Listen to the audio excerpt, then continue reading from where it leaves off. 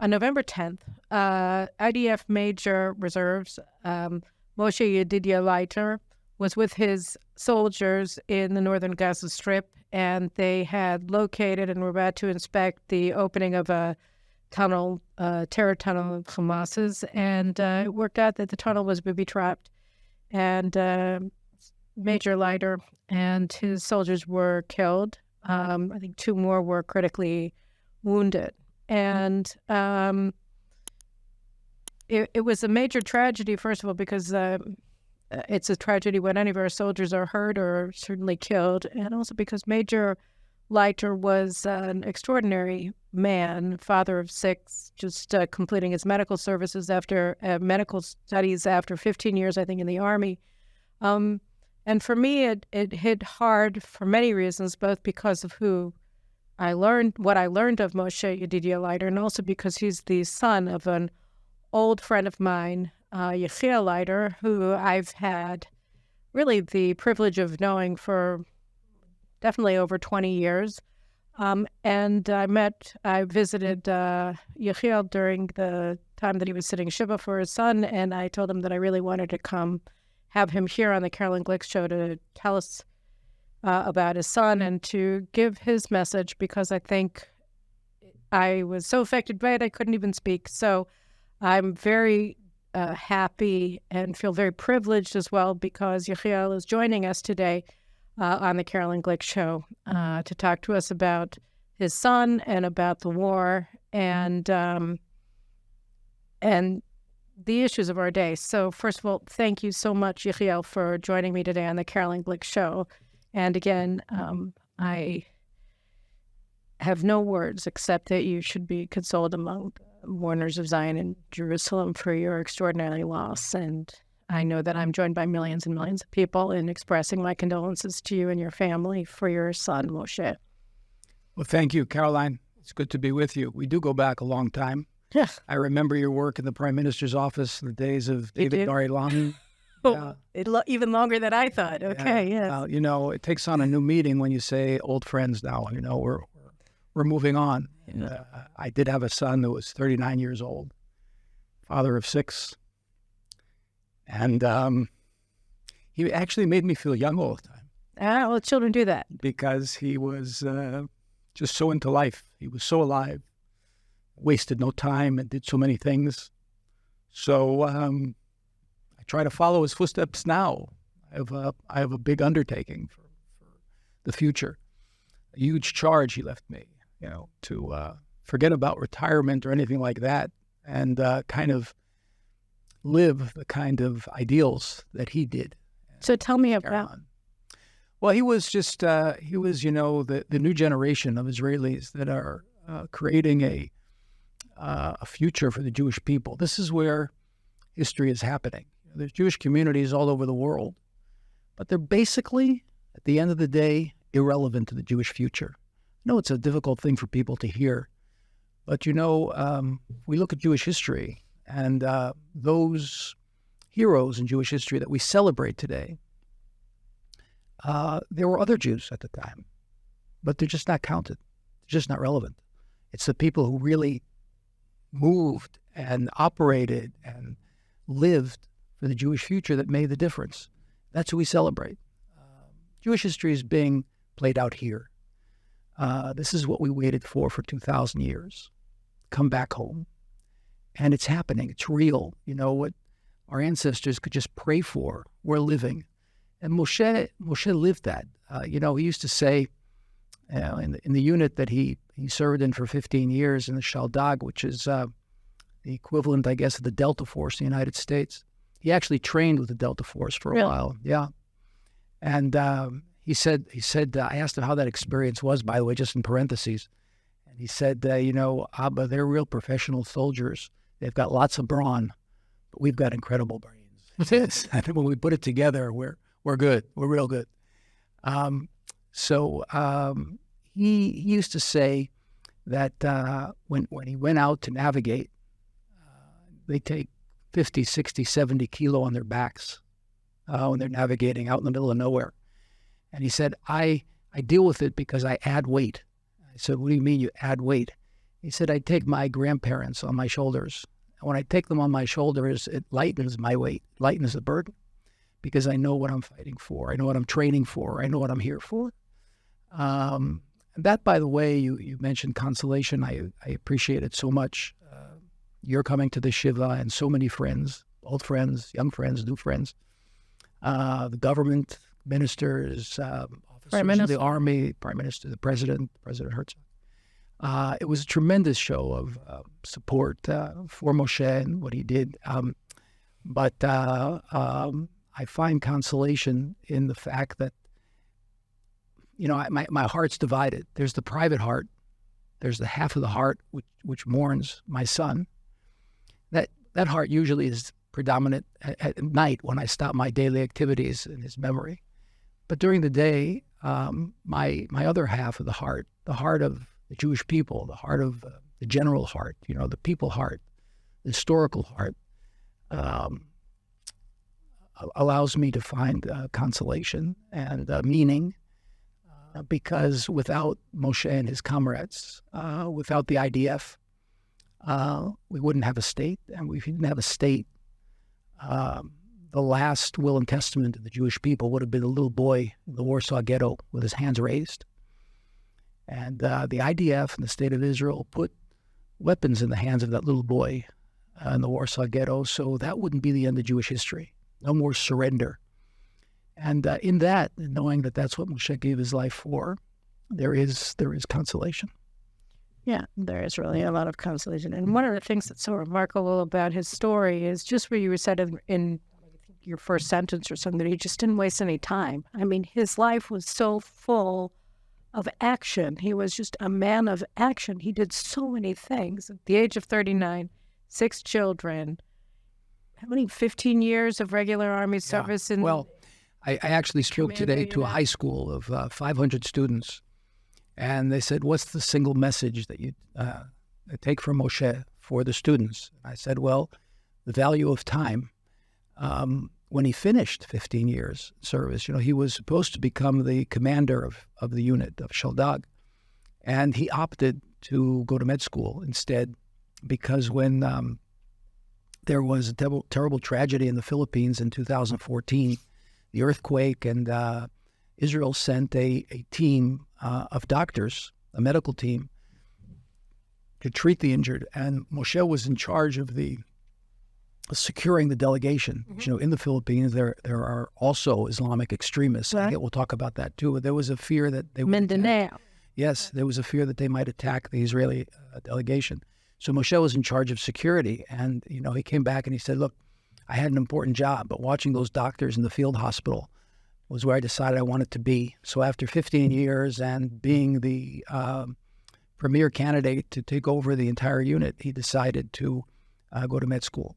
While he was in med school, he continued serving in Miluim, in reserve duty, between 80 and 100 days a year. He had his regular reserve unit, which belongs to the Northern Command, which is a very, very well-known, anybody who knows the history of the IDF, it's called Utzbat Eish. It's the Division of Fire, which is one of the key units in the Northern Command. And he did reserve duty there and in his original unit, the Shaldag unit as well. So it came out to 80, 90, 100 days a year while going to med school. And at the same time, he was asked to do a Magad, the battalion commander course. So he did that as well, in addition to the Miluim days. And medical school. And he also had a job. To top it off, he ran a program to integrate young men from the Haredi community into an intelligence and cyber security unit in the Army. So, yeah, he didn't waste any time. He used to tell a favorite story that he heard about Rabbi Steinsaltz from the Steinsaltz Talmud fame. And he was the head of his yeshiva also. Yes, when he was in high school, yes. So he tells the story that he once went to the Lubavitcher Rebbe, and he said, I have to choose. I'm writing this commentary on the Talmud, and I'm being stretched to the limit. What should I give up on? And the Rebbe told him to add something. Right. That's what my father used to say to me. He said, if you want to have something done quickly, give it to somebody who's busy. That's what he said. So this is another twist. The Rebbe said, add The something. Rebbe said, well, my dad. And Moshe used to do that. He used to, no matter how busy he was, and just add another thing. Just add another thing. And he did everything well. I mean, he did everything, near perfection. As a father, too, and as a husband, he was a wonderful husband, a very loving husband and parent. Yeah, I mean, that's the first thing. There's many things I learned from him, but the first thing is the value of time. Time is life. Yeah. He lived many lives in his short life. I'd say he packed a lot into the years that he had here. And when you look at, the war and what's happening in Gaza and how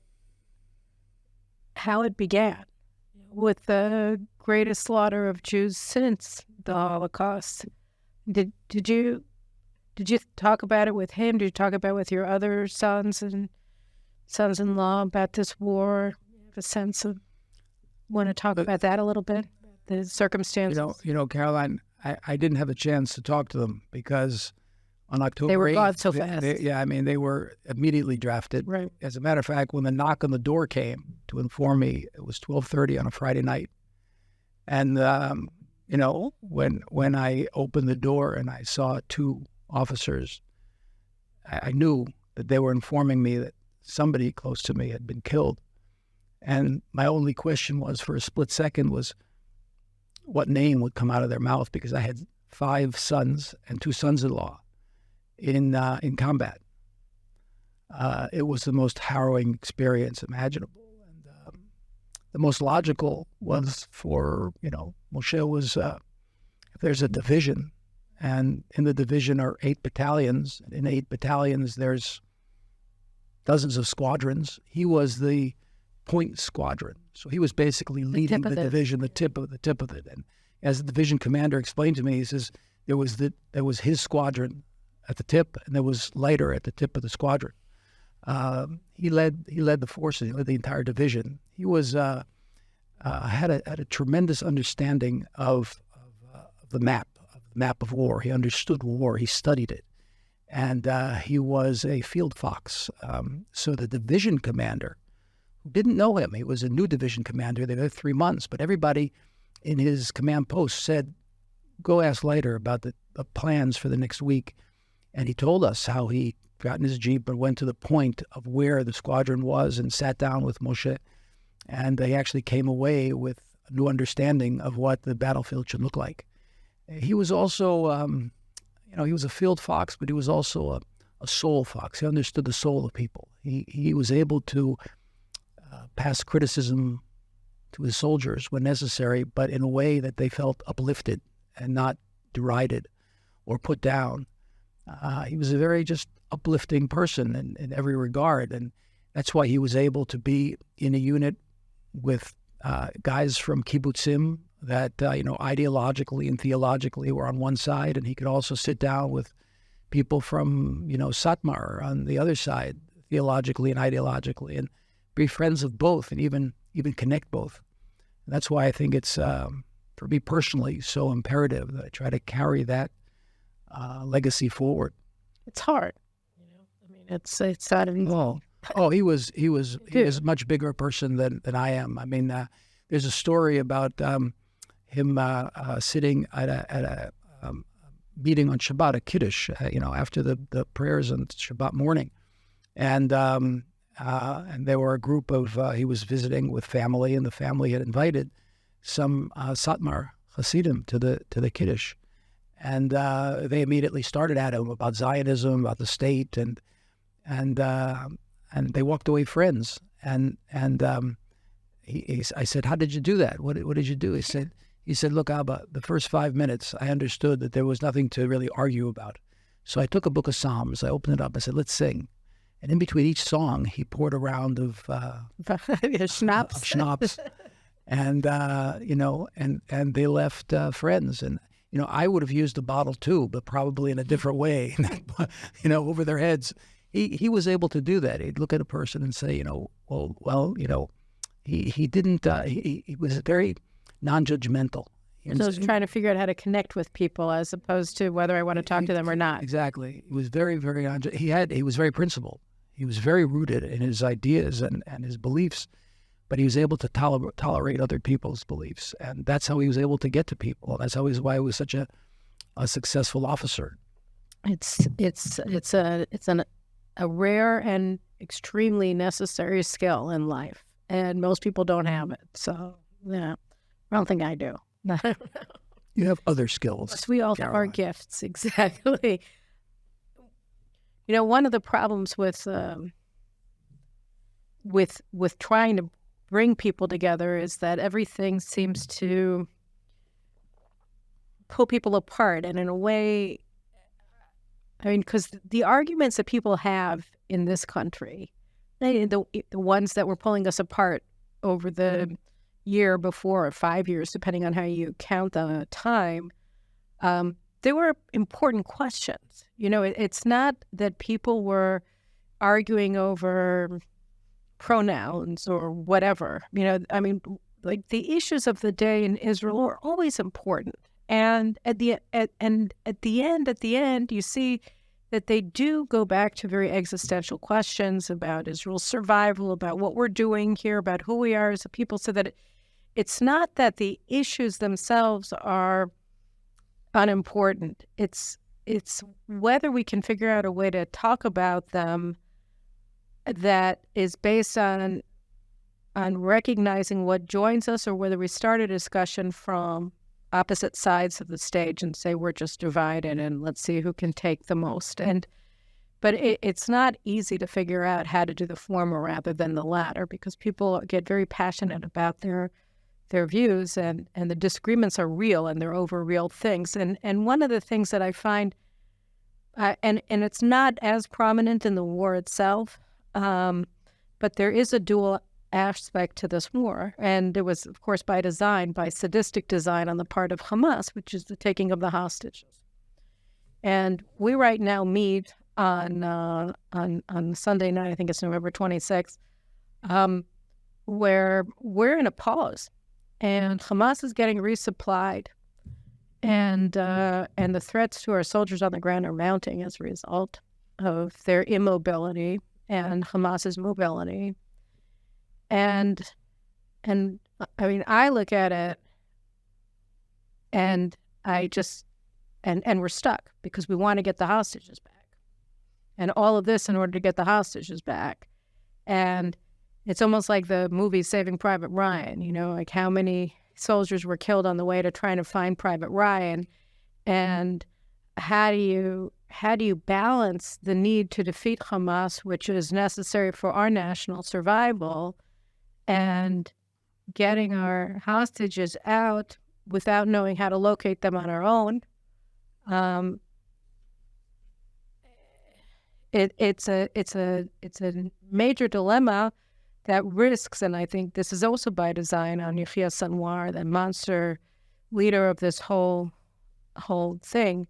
He did it on purpose. When you look at the hostage deal as a bereaved father, and also just as an Israeli thinker, how do you look at it? How do you look at it without feeling torn apart? Oh. Or despondent? No, it's definitely not despondent, but torn apart. I think if anybody looks at the situation, doesn't feel torn apart, they've lost the ability to contend with moral quandary.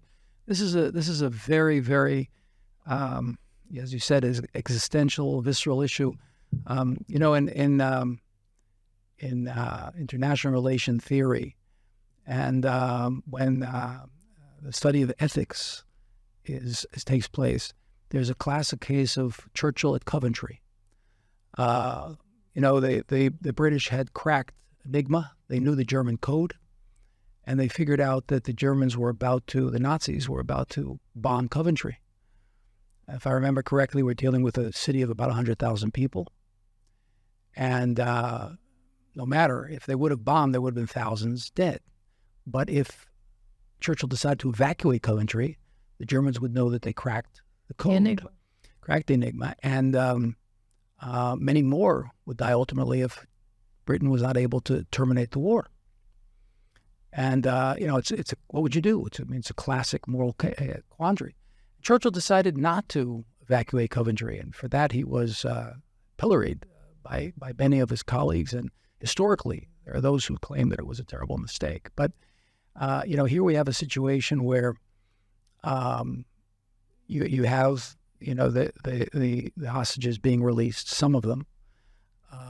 And most of them not. And well, we don't know yet, because there's the bottom line is we don't know most of what is going on. We don't know. Well, we know that 185 of them are not in the list, no matter how the list goes. We're not. Well, first of all, the Red Cross may visit them today. They did admit, as the Prime Minister said, that's part of the deal. So we may get a real tally. There are rumors that's not. There are many on that list that are no longer among the living. Right. So there's an awful lot we don't know. I think at the end of the day, I would probably, if I was a minister in the government, I would probably vote for the agreement with all of the difficulties involved. We may be on opposite sides of the table on this issue. I would be very, very torn and asunder based on what I know, without the intelligence data, and primarily because this war to be implemented to its final end, which is the destruction of Hamas, the destruction of Sinwar, and we need to hold on to the unity in the country. And if we stumble into another case of the Lebanon war, and the demonstrations in favor of the hostages become instead demonstrations against continuing the war, which could spin into that scenario, it's going to be a lot worse. So it's a difficult decision. I think we have to take into account all the concerns you mentioned about Hamas rearming and do whatever we can to prevent that from happening. But we have to keep our eye on the long-term goal, and that's the total destruction of Hamas. How do we get there? That's the big question. Yeah, because one of the things, and I know that you mentioned when we were talking before we started taping here, that you in your eulogy to your son Moshe, you had a message for President Biden, and actually, it's going to be appearing as a full-page ad in the New York Times, where you were warning him against pressuring Israel. And I want you to give us that message, but I also want to know, we're facing, and we can go into it more afterwards, massive pressure from the Americans. And, and I don't know that they're goading or they're goaded by or both, a chorus of international actors in the West, Qatar, other terror-supporting regimes, Turkey, and the UN, of course. And everybody seems to be increasingly unified around the concept of preventing Israel from achieving our war aims. So first of all, would you go into just give us a message that you gave to President Biden, then we can go a little bit more into that. Oh, well, as I was on the family bus going from my son and daughter-in-law's home in the kibbutz near Kiryat Malachi in Surim, and I was preparing my eulogy for my son. I've been a speechwriter for many leaders. I never thought I'd be preparing a speech of my own for my son. We'll talk about that also. Suddenly the thought occurred to me that there would be foreign journalists and English speakers at the funeral. I said, I really should say something in English. And then I thought to myself, I had this eureka moment. I said, my bank is on Joe Biden Boulevard in Scranton. We both come from Scranton. I said, well, why don't I address it to the president? And then I said, my God, I lost a son, and he's spoken often about the son that he lost. So I said, well, we have something in common. Let me address you directly. Take the liberty. And I said that Moshe died for causes that he believes in. He believes in what America is, what America should be. At least he did for many years in his career. We may differ on a lot of social issues, but he believed in America. Biden, yeah, I believe he believed in America, the greatness of America. I think that crosses, at least it did, party lines. And Moshe died for what America, the ideals that America was founded on. And if, God forbid, Hamas is not defeated, then, can we imagine for a moment that Nazism wouldn't have been defeated in 1945, where the world would be? Our victory, and this is something I told both the Prime Minister and the President, I said, with all due respect, in 1945, there was no doubt in anybody's mind. I said, if you went into a bar somewhere in Indonesia and said, was Japan defeated? Was Germany defeated? They knew who the victor was and who went down in flames. So the victory over Hamas has to have the same impact. Everybody's got to know that there's no more Hamas, just like there was no more Nazi Germany. And I said to the President that those who stand with us in this war, which is our common battle against evil, this is pure, can you use the word pure? It's unadulterated evil. The Nazis at least try to cover up their tracks in some cases. These people glorify. This is organized evil. This isn't just, an impetuous moment of doing something negative.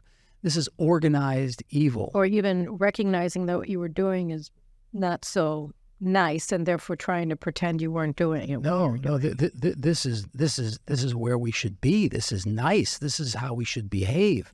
And they're coming. These, what the unfortunate thing is, you watch the media in the West, and the extent of the sheer ignorance of people asking the questions and giving the answers is really mind-boggling. Read Muslim literature. Read the experts on Islam. Read the thinker in the Emirates, Jamal Suwaidi, who's one of the foremost experts on the Muslim Brotherhood in the world, who wrote a book about the Muslim Brotherhood, about how they kept them out of the Emirates and why the Emirates raises human beings' lives, raises the standard of living, is an oasis of camaraderie between those 7 states, between those Emirates states, where 9 million out of 10 million people are immigrants from all over the world. And they're a breadbasket for so many families, for millions and millions of people, because they kept the Muslim Brotherhood out. Why not read that literature, understand the Muslim Brotherhood's interest in coming after the entire West? And, we're little Satan, America's big Satan, Europe is somewhere in between, but they're Satan. And they're not going to stop with Israel. The battle for morality and sanity and freedom ends here, because if we lose, then all of Western civilization loses. All civilization loses, not only Western civilization. Civilization loses. This is a battle against barbarism, the same way that Nazism just kept going and going, grabbing another piece of land after another piece of land, more people and more people, until it was stopped. And this is what they will do. They will continue to grab, and we're holding the fort. We're like the little kid with his finger in the dike. And instead of criticizing us, what they're basically doing, Caroline, is kicking the can down the road, as we did. Our concept of dealing with Hamas was kick the can down the road. We kept kicking it until we ended up on the 7th of October. If the United States now, under President Biden, forces us to or tries to force us, or themselves kicks the can down the road in dealing with radical Islam, it's going to come to haunt them, and it's going to come to haunt all of civilization. So we're in a civilizational battle. That too is something which gives me tremendous sense of solace, that my son was at the forefront of this battle for what is moral, for what is ethically right, for what is true. I guess I'm not. I hear what you're saying, and I pray that the rational people in the West and in Washington will listen and heed your words. But I fear that that's not the case. When you look at the way that the Muslim Brotherhood, Hamas, have rooted themselves into the American political, strategic, academic networks. You go to your average college campus, you go to the State Department, you go to the CIA, and you see that representatives of the Muslim Brotherhood ideology have actually taken key positions in all of these very vital institutions for the functioning and the well-being of the United States and of European countries as well. Well, you're absolutely right. Look, while we were sleeping, or better than that, while we were sleeping, while we were dealing with Holocaust, we spent perhaps billions of dollars educating Holocaust. And while we were focused on Holocaust, because it was the only thing that united Jews around the world, the postmodernists were taking over every institution. It was their long march through the institutions. So you have an entire strata of leadership in the United States today that's brought up in these faculties, not necessarily of Islamism, but of postmodernism, in which evil and good at the beginning were interchangeable. Now they've become redefined, where evil is actually good and good is actually evil. That's the slippery slope of postmodernism. Everything is totally confused and opposite. I saw this. I mean, I'm sure you have too, just seeing these videos on Twitter and other social media platforms. And so today there was a video that was put up by a great Twitter account, ViceGuard 25 or 24, I think is what it's called. And it's fantastic. Anyway, it had this young man speaking at a student forum at University of Cardiff, which is in Wales. And he was following all of the other speakers, apparently were pro-Hamas. And he came on, and as soon as he said his name was Jake, which means he's Jewish, they started booing. And he tried to show his, sympathy for the other side, and just trying to explain that Hamas is a terrorist organization and that they're going after innocents, and he was booed and heckled. And then one of the organizers behind the dais got up and manhandled him and forced him from the podium. And it was quite an extraordinary video. And every day you see more and more of these videos of people like the school teacher in Queens High School who was hiding in a locked office for 2 hours while this mob of students were basically calling for her head, and they're threatening her family. And, you look at that, and you look at the Biden administration saying Israel needs a ceasefire, or that, following with the Qataris, who are Hamas, saying that Israel needs that their goal is to render this temporary pause to get the hostages back into a permanent ceasefire under which Hamas will survive. And so, I mean, your message is correct. The question is, how do you get that translated into a policy? Well, first of all, the Jews have to begin to translate their policies differently. And all this emphasis on, sympathy over the Holocaust, it's become absolutely nauseating. And it has destructive. It hasn't accomplished anything. And we have to completely refocus. I think we're at a time of rebirth. We have to use this war as a foundational experience in Jewish history. And it's almost like refounding of the state. We need a new social contract. It's still funny that you say that, because it is a message that is on the lips of almost every Israeli that I've met since October 7th. And the people, if we were at the Shabbat dinner on Friday night, and this man there said, we got to start it all over again. And everybody is coming up with, we have to just redo it. We need a restart. We have to restart. And so what do you mean by a new social contract? Well, I think it's time to finally put a kind of contract on the table, a real consensus kind of contract. We've had a contract. The contract was, we build this state, and it'll never happen again. Right. And then it did. Well, Herzl was a visionary in the sense that he understood that no longer could Jews exist without a state. His mistake was that abnormality of the Jewish experience would go away once we founded a state. We need a new Declaration of Independence. We need a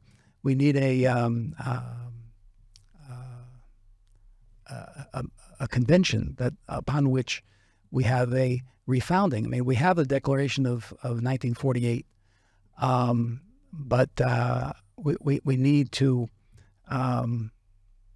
we need to create. It's been discussed on many occasions. We just haven't actually put pen to paper. And I think there is a consensus to create what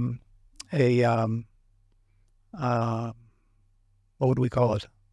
Why am I drawing a blank for a moment? Social contract. Well, a social contract, but I mean it happens to me all the time. Just what am I thinking? Like what am I rad, thinking? like what am I thinking? Just. So you think that we need a new social? I think it's going to happen. The question, I think, well, you have to go back to some of the basics of Zionism. Because let me just since you lost your train of thought, I'll just give you one of mine. But you know, I made this argument a couple of weeks back, which is that, and it's not just mine. Professor Eli Haas has also made it, which is that, you know, there were basically two kinds of Zionism, right? There was a socialist Zionism, there was just a Zionist Zionism, like a Jewish Zionism. And the socialist Zionism said what Herzl believed, which was that we were abnormal, we'd get us in, we'd be normal. And the idea was that Jew hatred was a product of statelessness, right, and that it would go away once we got our state back. Yeah. And then when Israel became the new Jew and Jew hatred moved, it had been anti-religion, and then it became, they said we were a race, and they made it into anti-Semitism, and then it became anti-Zionism because we're a state, and so now they hate the state. And the socialists who thought that it was going to end became embittered, and they got disaffected because they said, wait a minute, they still hate us. Like, that doesn't work. So Zionism failed, so we have to think of something else. And they came up with this peace idea. That didn't work, and then it became all kinds of different things. But on the other side, it was just, no, we just want to go home. You know, it wasn't about fixing the Jewish problem. It was they didn't consider Judaism to be a problem that had to be fixed. Just that they just these Jews, these Zionists just wanted to go home. Yeah. And so when anti-Semitism became anti-Zionism, they just rolled with the punches because they never expected anything else. And so they were in a much better position to contend with reality than the people who were sure that they were going to change reality completely when they had the country. And I think that, you know, the question of a social compact is, when you read the Declaration of Independence from 1948, you see that it really is an expression to it gives lip service to just the Jewish Zionism part, but it really is an expression of the socialist Zionism ethos. Yeah.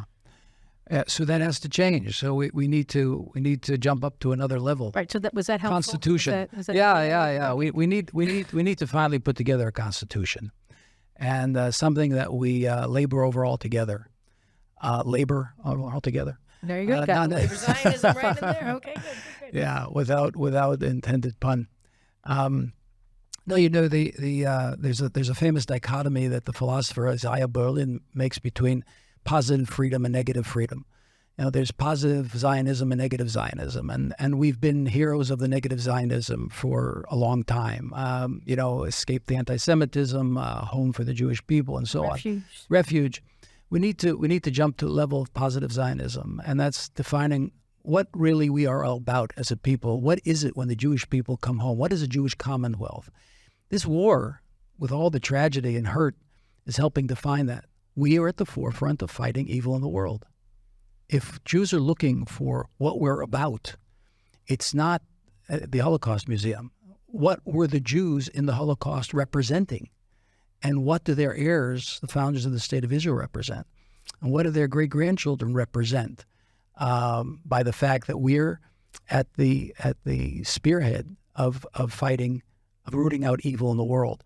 That's something that goes to the root not of our army, but of our moral fiber, of who we are as a nation. It goes back to Abraham, Isaac, and Jacob, Abraham on one side of the world and everybody else on the other.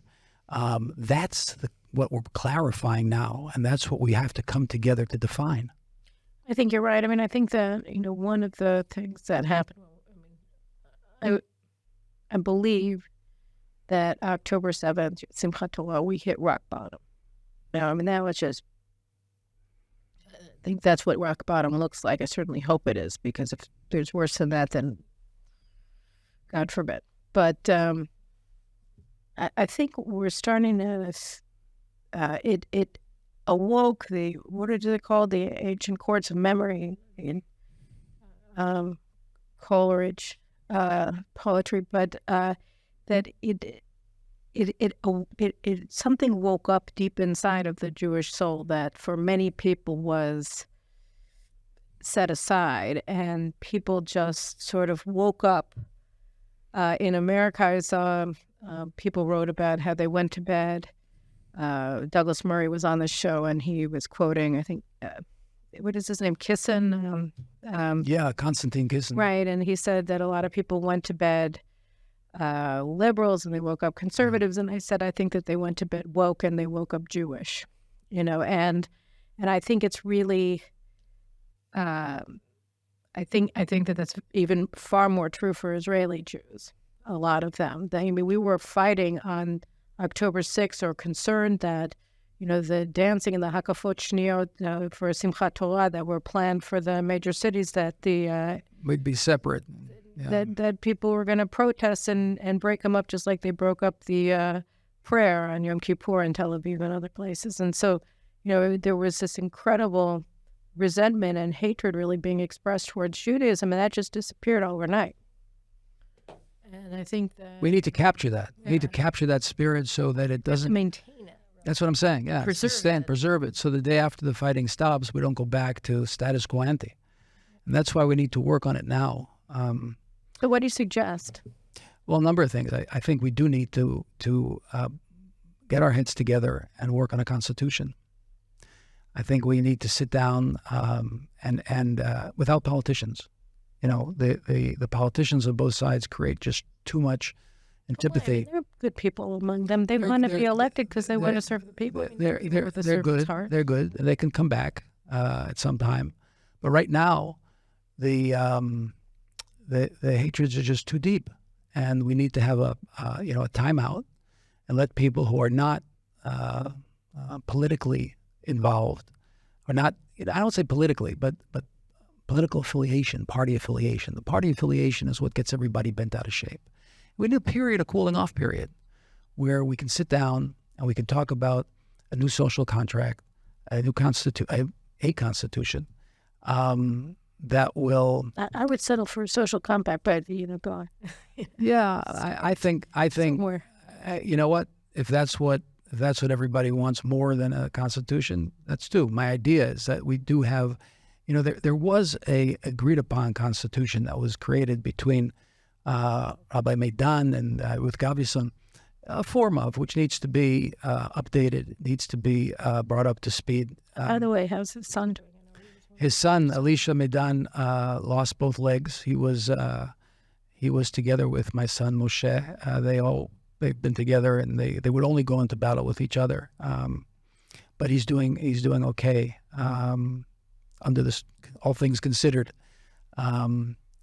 His life was in jeopardy for a while, but he's out of danger. But he will have 2 prosthetics for legs. But the Meidan Gavison is a basis for talking, but there have to be lots of changes. I mean, look, a situation where half the Jewish people continue to live outside the land of Israel, it just has to change. We need to see a massive aliyah. We need to see hundreds of thousands of Jews come in aliyah. This complacency about living overseas has to go. Another complacency is people not serving in the army. This has to change. We can't have a situation where a large segment of the population chooses not to participate in defending the state. It's not enough to say Psalms. It's unprecedented in Jewish history that at a time of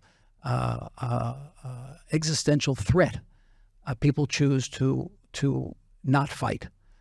It's not a Jewish idea. When there is a physical threat to the Jewish people, everybody has to be involved in that. That has to change as well. And the discourse has to change. It has to become much more tolerant and congenial and less personal. We've got to leave the personal aside and focus on the ideas. When push comes to shove, particularly now, after what happened, this awakening, as you say, and this Jewish awakening, there's really more that unites at the end of the day than there is that divides. So we got to take that, crystallize it, and discuss how to differ from now on. I'm looking on my phone. It looks like I'm interrupting you. I'm ignoring you, but I'm not. I'm looking here.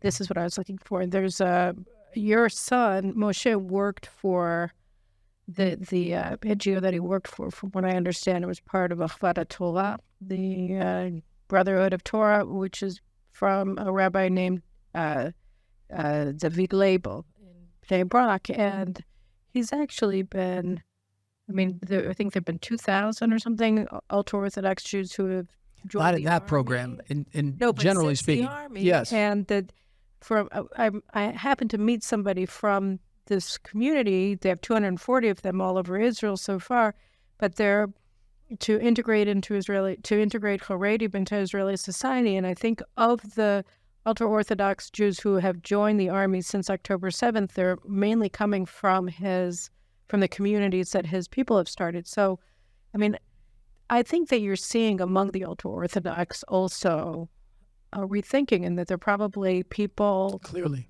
within a lot of people inside of that sector of Israeli society that are also wanting to rethink their social contract. There's no question. It's happening. We just have to create the vehicles via which they can participate. You've got some wonderful programs. They're limited in terms of funding, in terms of space, in terms of staff. All that has to grow dramatically. You have a wonderful Is it something program. the state has to do? Well, it has to participate. It has to participate the same way that it participates in funding for universities and other programs. We need to help expand that. It's a partnership with the private sector. If you take a project, for example, like Code Code that Moshe was in charge of, that he directed. So there's a lot of private funding, but the government also kicks in part of it. There's Barkai in the Golan, which connects young Haredi men with the Air Force. They're looking to double and triple their student body every year. They're at 180. They want to go to 350 and then to 500. They're in line. People are standing in line waiting to get in. We have to help facilitate it. I agree. Before we quit, I just want to have, one more thing. You were talking about how we needed to be non-politicians involved in this conversation, certainly from the beginning. You just, as they say in America, have a safe space where people feel comfortable coming together. But I didn't go quite that far. I'm not in favor of saying. You were leading there. No. I don't mean to be rude, but anything that reminds me of woke makes me sick. But on the other hand, we do. You did work. You were chief of staff for Prime Minister Netanyahu when he was finance minister, and he was. He expressed great grief and very genuine. When he was just speaking to you about your son after he was killed, and then came with his wife to pay a Shiva call to you. And he said in his press conference that he had given you, he had sworn to you that he was not going to lose this war. And I want to ask you about that because I think everything that we're discussing, Aliyah, massive Aliyah, which definitely many, many people now are thinking about for the first time in a lot of these Western countries that are suffering profound anti-Semitism everywhere they go. But the key to all of this, is that we have to win. And, one of the fears that I have, particularly in relation to the IDF, is that the people who are in charge, on October 6th, and, how confident do you feel that, do you believe them? Yes. When the prime minister called me, I was on the way to my son's home. Just if there were any spoiler alert, I believe them too, but it's hard. So I want to hear from you. I agree with you. It's hard. Certainly after the collective errors that were made leading up to October 7th. But, when the prime minister called, I said, I'm asking you, and then I changed it and I said, I'm demanding that my son's death will not be in vain. You have to not win the war, you have to destroy Hamas. And it's going beyond just winning the war. We can win, but it has to be, as I said before, a win without any doubt in anyone's mind. It has to be the destruction of Hamas. And he chose the wording. He says, I swear to you that I won't stop until they're destroyed. And we both know the prime minister. He chooses his words very carefully. And when he came to the Shiva call together with his wife and his entourage, I reminded him, and I said very clearly that, you choose your words carefully. And he said, well, I'm going to repeat it. I swear to you that I will not stop until Hamas is eliminated. And I believe that he will do everything he possibly can to make that happen. I think he has I have many hours with his father, Ben-Zion Netanyahu. And one thing that came across in every conversation with him was the existential issue of Jewish existence. He used to say, if you say Jews didn't survive, it's a mistake in the syntax. We didn't survive for 2,000 years. We died. A fraction of us survived. I hear him screaming this to me. He said we have a problem with our survival instinct, and that's something that he drilled into his sons. And I think that Bibi is maybe some of his mistakes as prime minister, vis-a-vis various security issues, were actually deployed because of his unifocus on the big question of Iran and survival. And there may have been some cues along the way that were overlooked because they didn't appear to be existential at the time. It's just a theory that I'm throwing out to you, Caroline, but I think it might be the case. I also think that there were a whole series of mistakes made over 15 years by many governments and by many different senior officers. And I think that those in charge right now, chief of staff, down to the battalion commanders, you sense it. You sense it in when you read between the lines of their remarks and the way the Army is operating. I mean, this is a very professional way that they're proceeding. I say that after having lost a son. They are there's a pace, a very concerted pace. They're operating in concert. We've never had an operation where battalion commander or even a squadron commander talks directly to the helicopter or the attack helicopter above him, and the level of communication is so professional, is so tight that I think that there's determination coming from all corners of the Army, and I think that if we hear it from the soldiers coming back even for short visits. Think about it. I mean, my sons-in-law, for example, they came out this Shabbat for the first time for a few hours, and they're running right back. And that's the story with all of their soldiers. And I've been spending my week after the Shiva visiting the homes of fallen soldiers, the families. That's part of my therapy. I joined a big family of what we call the Yechiel, and it's the same wherever you go, whatever sector of the population.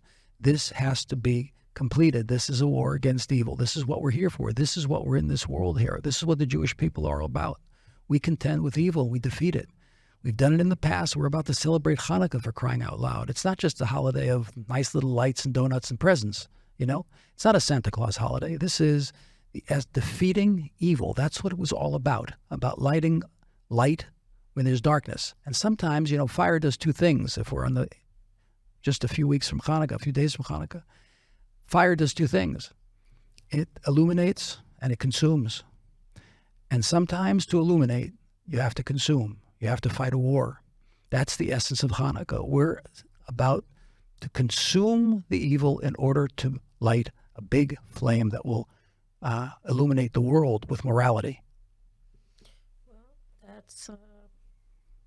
I think that's a good place to end this story. I think you're absolutely right. And again, I should have had you on a while ago on this show, well before any of this, because you're a profound thinker and you have a lot to offer. And I'm sorry that the thought of having you on, Yechiel, came to me when I was sitting with you to mourn your son.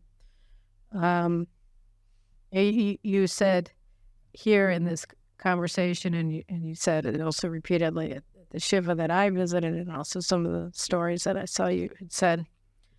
That you're now, you were always the son of. We think of ourselves as by our forefathers, and now you're Moshe's father, and but he's your son, and I'm sure he felt privileged to be your son, just as you're privileged. As my sister would always say, you don't get apples from banana trees. Well, thank you very much for that. One of his, probably his closest friend, had the most comforting remark for me, just as the shiva was ending. He had heard me say several times during the shiva that my last meeting with Moshe was at the training base as they were preparing to go in. And he gave me what you call, and I only saw him for about 30 seconds. And he gave me what you call in Yiddish a knippenbeckel. He squeezed my cheek, and he gave me, a little patch, and he said, everything's going to be okay. And